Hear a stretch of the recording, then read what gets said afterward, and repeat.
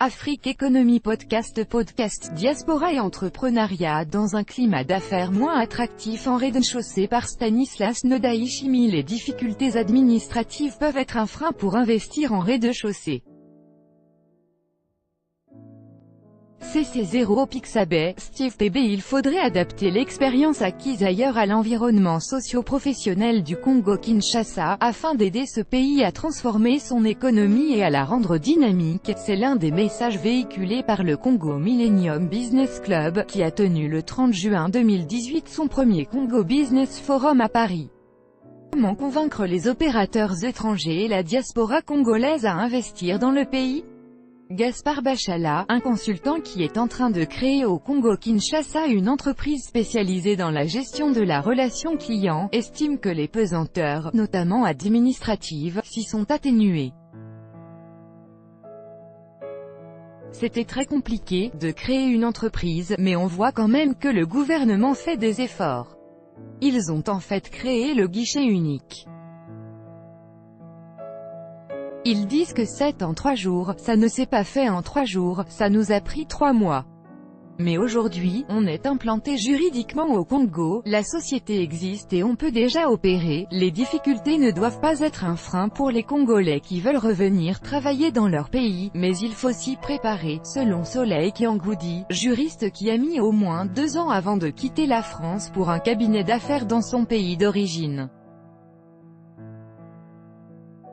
En 2015, j'ai fait un voyage au Congo pendant une semaine et une autre semaine en 2016, c'était pour voir un peu le marché et voir comment ça se passe. Les choses ne se passent pas toujours comme on veut. Je suis arrivé là-bas en juillet 2017, j'étais dans un cabinet modeste où il n'y avait pas suffisamment d'affaires et aujourd'hui je suis dans un gros cabinet. Il faut avoir l'intelligence culturelle, parce que ce n'est pas la France, orienter les fonds de la diaspora vers l'investissement. Pour Gaspard Bachala, le CMBC, Congo Millennium Business Club, n'est pas une nouvelle organisation de la diaspora comme il y en a des milliers, il ambitionne d'avoir des résultats. Qu'est-ce que nous sommes en train de faire, hormis envoyer de l'argent? C'est bien déjà, on est en train d'aider nos frères et nos sœurs, mais qu'est-ce qu'on est en train de faire pour que l'économie de la rez-de-chaussée puisse se développer et compter sur nous? Notre but, c'est de réunir des acteurs. Parler, tout le monde sait le faire, mais au sein du CMBC, ce qu'on veut faire, c'est vraiment parler du business.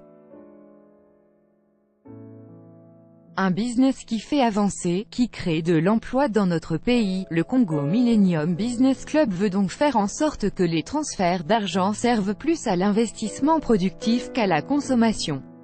Un objectif que salue Brigitte Kalalolikar, une chimiste qui travaille à l'amélioration du secteur des médicaments.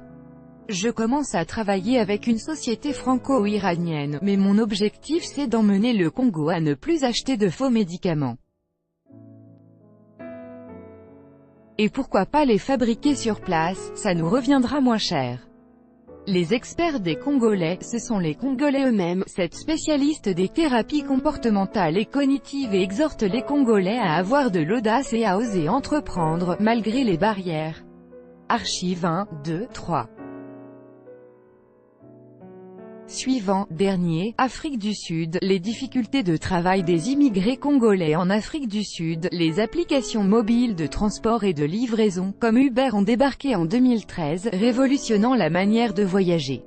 La présence des femmes au poste de haute responsabilité en Afrique un peu plus de 3 mois après la tenue de la 6e édition du Africa Siezan au Forum à Abidjan, les 26 et 27 mars 2018, qui a réuni comme d'habitude la diaspora de la rez-de-chaussée déterminée à enclencher le développement via l'entrepreneuriat. Des Congolais de la diaspora veulent tordre le cou au constat régulièrement fait sur leur pays selon lequel le Congo-Kinshasa a des potentialités. La diversification alimentaire pour nourrir et protéger la planète. La première édition du Forum Planète s'est tenue la semaine dernière à Châlons-en-Champagne dans le nord-est de la France. France. Première édition du Forum Planète A de l'agriculture. La première édition du Forum Planète A se termine ce vendredi à Châlons-en-Champagne dans le nord-est de la France. Elle a réuni depuis l'Afrique au Forum écologique de Monaco. La première édition du Forum de la transition énergétique et écologique de Monaco a pris fin mercredi 27 juin. L'Afrique y a 1, 2, 3. Suivant, dernier plus grand que